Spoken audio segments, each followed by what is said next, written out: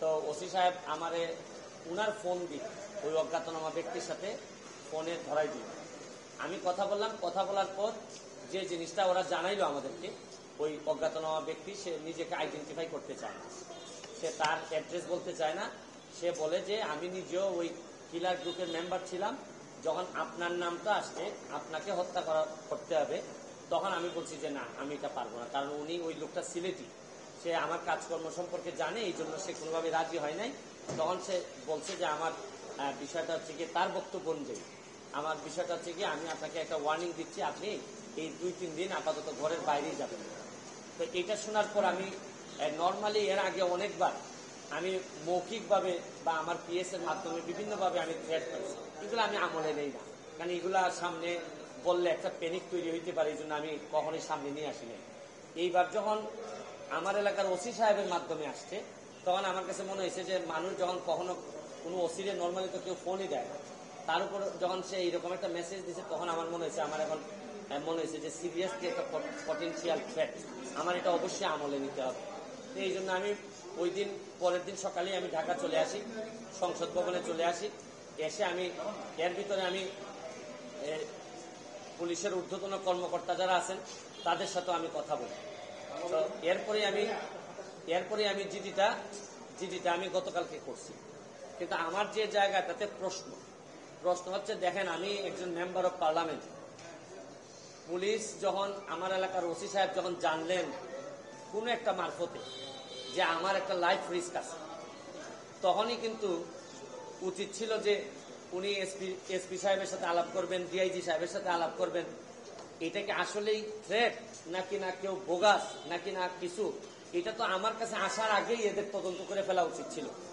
মানে আমাকে জিডি করতে হলো কেন? প্রশ্নটা হচ্ছে গিয়ে যে আমার থ্রেটটা তো আমি জানি না, জানছে প্রথমে ওসি সাহেবের পরে এটা এসপি ডিআইজি উনাদের কাছে যাবে। আমি জানার আগে ওনারা আমাকে প্রোটেকশন দিবেন, আমাকে পরে জানাবেন যে এই থ্রেটটা যেটা ছিল এটা রিয়েল অথবা ফেক।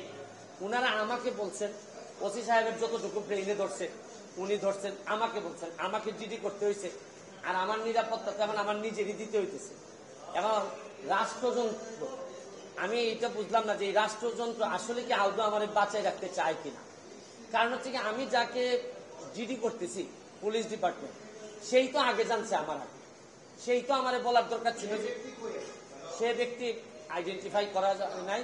পুলিশ মারফত কখনো শুনলাম যে ওনারা নাকি ট্রেকিং করে, কখনো বলছেন যে পাহাড়তলি চট্টগ্রামের, তারপরে কখনো বলতেছেন তার বাড়ি এই বড়লেখা বা সিলেটের কোন জায়গায় যেন।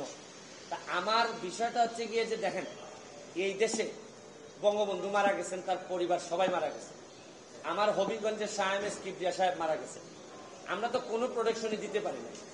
আর আমার বিষয়টা এরকম হয়েছে যে এই পুলিশের ভূমিকা দেখে মনে হইতেছে যে পুলিশ মনে হইতেছে যে একটা অপমৃত্যু রেকর্ড করার জন্য বসে আছে, যে আছে একটা মৃত্যু হয়েছে, নাইলে এই পর্যায়ে যাবে কেন। আমি কি করতেছি না করতেছি সব পুলিশ এবং এনফোর্সমেন্ট এজেন্সির নখদর্পণে থাকবে, কারণ এরা খবর নেয় না বলেই লোকগুলা মরে, আর এরা খবর নেয় না বলেই বেনজিররা এত ধনী হয়, এরা খবর নেয় না বলেই মতিউররা এত টাকার মালিক হয়। কারণ এরা তো থাকে কারে কোন জায়গায় বদলি করবে, কারে কোন জায়গায় জায়গা মতো নিজের লোক সেট করলে অনেক টাকার বাণিজ্য হবে, এইসব অভিযোগ এদের বিরুদ্ধে। যার কারণে আমার কষ্টটা এখানে, আমার এই মরতে কষ্ট নাই, আমার দুইটা কষ্ট, একটা হচ্ছে মরে গেলে আমার এলাকার মানুষের কি হবে, এইটা আমাকে কষ্ট দেয়। আরেকটা হচ্ছে গিয়ে যে এই দেশটা এমন ভাবে মরার জন্য ক্ষেত্র তৈরি করা হয়েছে যে আপনি দেখেন, আজকে আমার সকালবেলা আমার মেয়ে আমাকে বলে কি জানেন, কোন দেশে আছি, আমার মেয়ে আমারে বলে তোমাকে নাকি থ্রেট দিছে কে, সে আমেরিকাতে থাকে, বাচ্চা মাত্র বয়স 11। আমি বলছি হ্যাঁ, আমি তো গুড ওয়ার্ক করি, এই জন্য ব্যাড পিপুলরা আমারে হুমকি দিছে। সে আমারে বলে there must be a line between good work and stupidity. মানে আমার মেয়ে মনে করে আমি যে গুড ওয়ার্ক করি, আমি যে অন্যায়ের বিরুদ্ধে প্রতিবাদ করি, এগুলা থেকে স্টুপিডিটি। কারণ আমি আর কি জবাব দিব তার, কারণ সে তো তার মাথার মধ্যে এইগুলাই আছে যে বাংলাদেশে যারা ভালো কাজ করে, অন্যায়ের প্রতিবাদ করে, এরা স্টুপিড।